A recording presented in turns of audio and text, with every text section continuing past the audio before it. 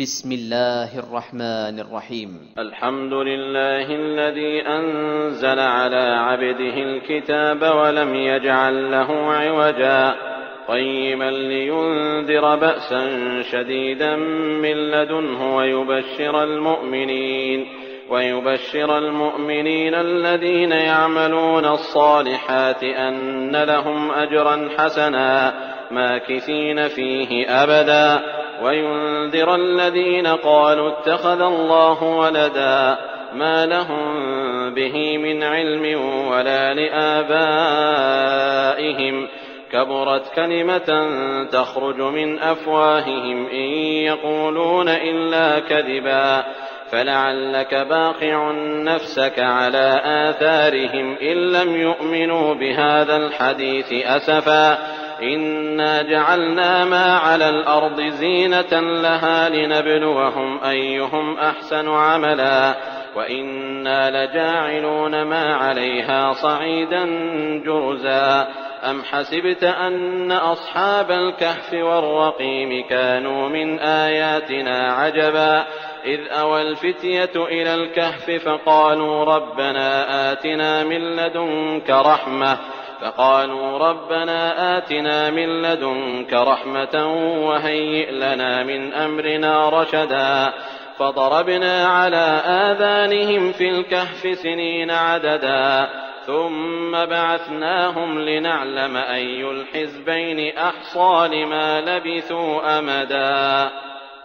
نحن نقص عليك نبأهم بالحق إنهم فتية آمنوا بربهم وزدناهم هدى وربطنا على قلوبهم إذ قاموا فقالوا ربنا رب السماوات والأرض لن ندعو من دونه إلها لقد قلنا إذا شططا هؤلاء قومنا اتخذوا من دونه آلهة لولا يأتون عليهم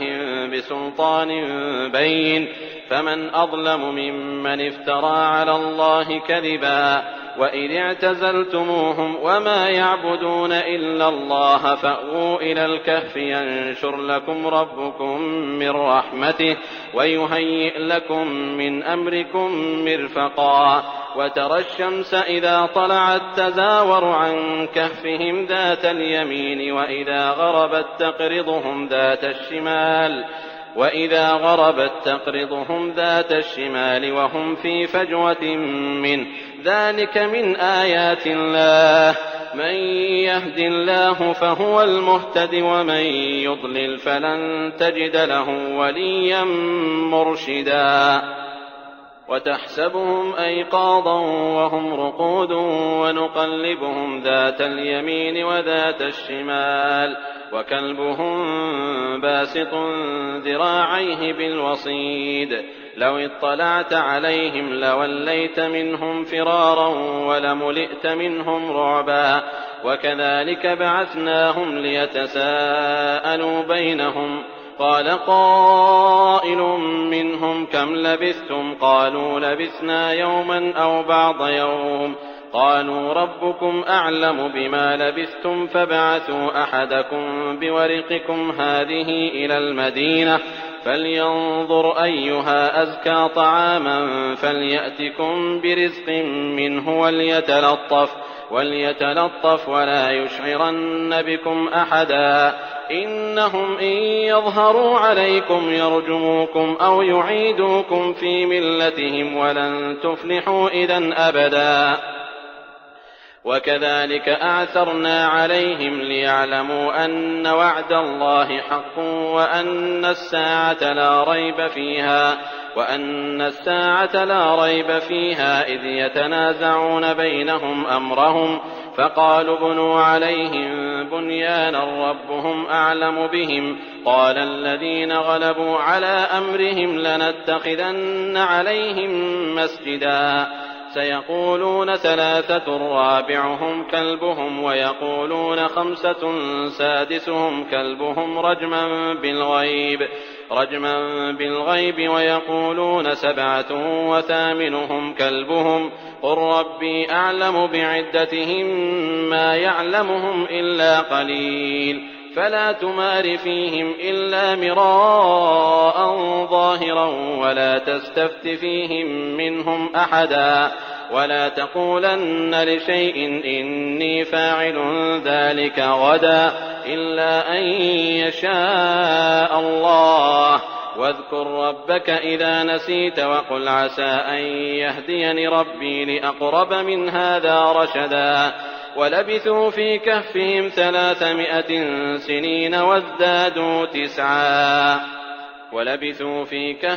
300 سنين وازدادوا تسعا قل الله أعلم بما لبثوا له غيب السماوات والأرض أبصر به وأسمع ما لهم من دونه من ولي ولا يشرك في حكمه أحدا واتل ما أوحي إليك من كتاب ربك لا مبدل لكلماته ولن تجد من دونه ملتحدا واصبر نفسك مع الذين يدعون ربهم بالغداة والعشي يريدون وجهه ولا تعد عيناك عنهم تريد زينة الحياة الدنيا ولا تطع من أغفلنا قلبه عن ذكرنا واتبع هواه وكان أمره فرطا وقل الحق من ربكم فمن شاء فليؤمن ومن شاء فليكفر إنا أعتدنا للظالمين نارا أحاط بهم سرادقها وإن يستغيثوا يغاثوا بماء كالمهل يشوي الوجوه بئس الشراب وساءت مرتفقا إن الذين آمنوا وعملوا الصالحات إنا لا نضيع أجر من أحسن عملا أولئك لهم جنات عدن تجري من تحتهم الأنهار يحلون فيها من أساور من ذهب ويلبسون ثيابا خضرا من سندس واستبرق متكئين فيها على الأرائك نعم الثواب وحسنت مرتفقا واضرب لهم مثلا الرجلين جعلنا لأحدهما جنتين من أعناب وحففناهما بنخل وجعلنا بينهما زرعا كلتا الجنتين آتت أكلها ولم تظلم منه شيئا وفجرنا خلالهما نهرا وكان له ثمر فقال لصاحبه وهو يحاوره أنا أكثر منك مالا وأعز نفرا ودخل جنته وهو ظالم لنفسه قال ما أظن أن تبيد هذه أبدا وما أظن الساعة قائمة ولئن رددت إلى ربي لأجدن خيرا منها منقلبا قال له صاحبه وهو يحاوره أكفرت بالذي خلقك من تراب ثم من نطفة ثم سواك رجلا لكن هو الله ربي ولا أشرك بربي أحدا ولولا إذ دخلت جنتك قلت ما شاء الله لا قوة إلا بالله إن ترني أنا أقل منك مالا وولدا فعسى ربي أن يؤتيني خيرا من جنتك ويرسل عليها حسبانا من السماء فتصبح صعيدا زلقا أو يصبح ماؤها غورا فلن تستطيع له طلبا وأحيط بثمره فأصبح يقلب كفيه على ما أنفق فيها وهي خاوية على عروشها ويقول يا ليتني لم أشرك بربي أحدا ولم تكن له فئة ينصرونه من دون الله وما كان منتصرا هنالك الولاية لله الحق هو خير ثوابا وخير عقبا واضرب لهم مثل الحياة الدنيا كماء إن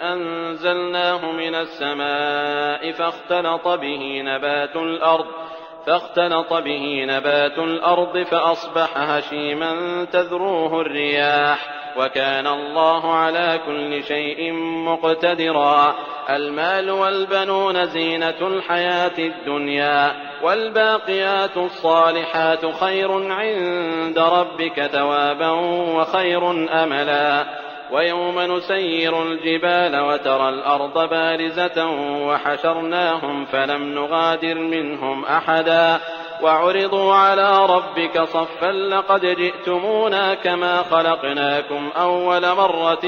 بل زعمتم أن لن نجعل لكم موعدا. ووضع الكتاب فترى المجرمين مشفقين مما فيه ويقولون يا ويلتنا ما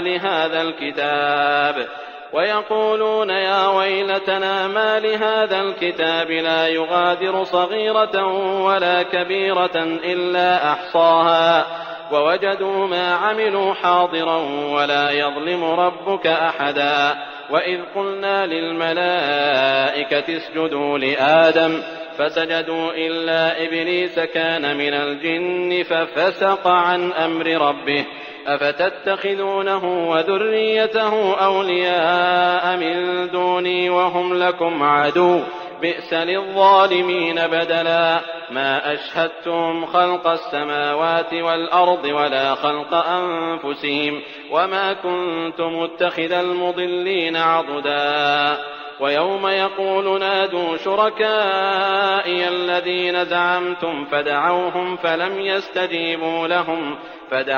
فلم يستجيبوا لهم وجعلنا بينهم موبقا. ورأى المجرمون النار فظنوا أنهم مواقعوها ولم يجدوا عنها مصرفا. ولقد صرفنا في هذا القرآن للناس من كل مثل وكان الإنسان أكثر شيء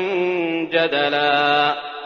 وما منع الناس أن يؤمنوا إذ جاءهم الهدى ويستغفروا ربهم إلا أن تأتيهم سنة الأولين أو يأتيهم العذاب قبلا. وما نرسل المرسلين إلا مبشرين ومنذرين ويجادل الذين كفروا بالباطل ليدحضوا به الحق واتخذوا آياتي وما أنذروا هزوا. ومن أظلم ممن ذكر بآيات ربه فأعرض عنها ونسي ما قدمت يداه إنا جعلنا على قلوبهم أكنة أن يفقهوه وفي آذانهم وقرا وإن تدعهم إلى الهدى فلن يهتدوا إذن أبدا. وربك الغفور ذو الرحمة لو يؤاخذهم بما كسبوا لعجل لهم العذاب بل لهم موعد لن يجدوا من دونه موئلا. وتلك القرى أهلكناهم لما ظلموا وجعلنا لمهلكهم موعدا. وإذ قال موسى لفتاه لا أبرح حتى أبلغ مجمع البحرين أو أمضي حقبا فلما بلغا مجمع بينهما نسيا حوتهما فاتخذ سبيله في البحر سربا. فلما جاوزا قال لفتاه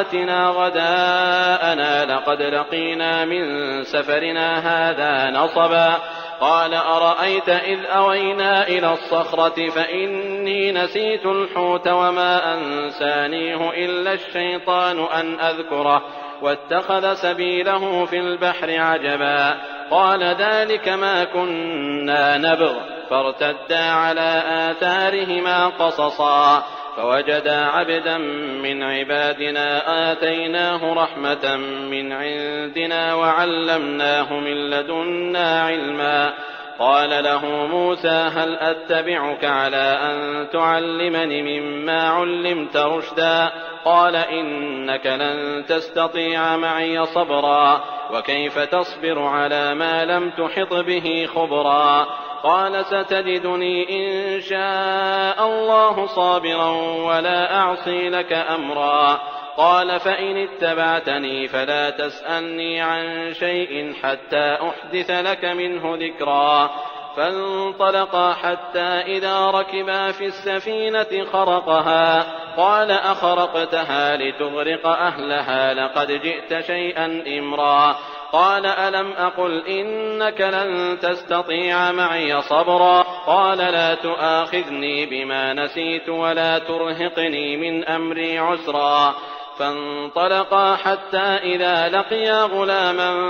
فقتله قال أقتلت نفسا زكية بغير نفس لقد جئت شيئا نكرا قال ألم أقل لك إنك لن تستطيع معي صبرا قال إن سألتك عن شيء بعدها فلا تصاحبني قد بلغت من لدني عذرا فانطلقا حتى إذا أتيا أهل قرية استطعما أهلها فأبوا أن يضيفوهما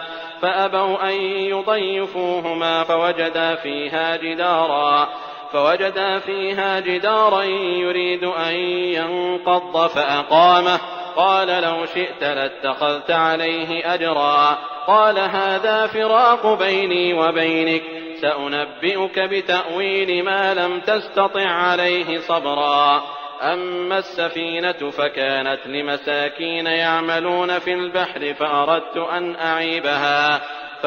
أن أعيبها وكان وراءهم ملك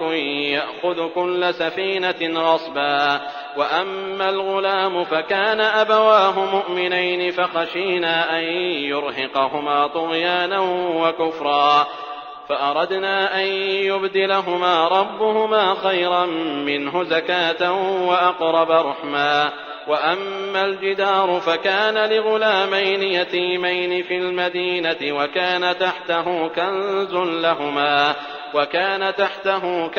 لهما وكان أبوهما صالحا فأراد ربك أن يبلغا أشدهما ويستخرجا كنزهما رحمة من ربك وما فعلته عن أمري ذلك تأويل ما لم تسطع عليه صبرا ويسألونك عن ذي القرنين قل سأتلو عليكم منه ذكرا إنا مكنا له في الأرض وآتيناه من كل شيء سببا فأتبع سببا حتى إذا بلغ مغرب الشمس وجدها تغرب في عين حمئة ووجد عندها قوما قلنا يا ذا القرنين إما أن تعذب وإما أن تتخذ فيهم حسنا قال أما من ظلم فسوف نعذبه ثم يرد إلى ربه فيعذبه عذابا نكرا وأما من آمن وعمل صالحا فله جزاء الحسنى وسنقول له من أمرنا يسرا ثم أتبع سببا حتى إذا بلغ مطلع الشمس وجدها تطلع على قوم لم نجعل لهم من دونها سترا كذلك وقد أحطنا بما لديه خبرا ثم أتبع سببا حتى إذا بلغ بين السدين وجد من دونهما قوما لا يكادون يفقهون قولا قالوا يا ذا القرنين إن يأجوج ومأجوج مفسدون في الأرض فهل نجعل لك خرجا على أن تجعل بيننا وبينهم سدا قال ما مكني فيه ربي خير فأعينوني بقوة أجعل بينكم وبينهم ردما آتوني زبر الحديد حتى إذا ساوى بين الصدفين قال انفخوا حتى إذا جعله نارا قال آتوني أفرغ عليه قطرا فما استطاعوا أن يظهروه وما استطاعوا له نقبا قال هذا رحمة من ربي فإذا جاء وعد ربي جعله دكاء وكان وعد ربي حقا وتركنا بعضهم يومئذ يموج في بعض ونفخ في الصور فجمعناهم جمعا وعرضنا جهنم يومئذ للكافرين عرضا الذين كانت أعينهم في غطاء عن ذكري وكانوا لا يستطيعون سمعا أفحسب الذين كفروا أن يتخذوا عبادي من دوني أولياء إنا أعتدنا جهنم للكافرين نزلا قل هل ننبئكم بالأخسرين أعمالا الذين ضل سعيهم في الحياة الدنيا وهم يحسبون أنهم يحسنون صنعا أولئك الذين كفروا بآيات ربهم ولقائه فحبطت أعمالهم فلا نقيم لهم يوم القيامة وزنا ذلك جزاؤهم جهنم بما كفروا واتخذوا آياتي ورسلي هزوا إن الذين آمنوا وعملوا الصالحات كانت لهم جنات الفردوس نزلا خالدين فيها لا يبغون عنها حولا قل لو كان البحر مدادا لكلمات ربي لنفد البحر قبل أن تنفد كلمات ربي ولو جئنا بمثله مددا قل إنما أنا بشر مثلكم يوحى إلي أنما إلهكم إله واحد فمن كان يرجو لقاء ربه فليعمل عملا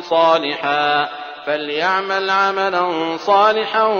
ولا يشرك بعبادة ربه أحدا.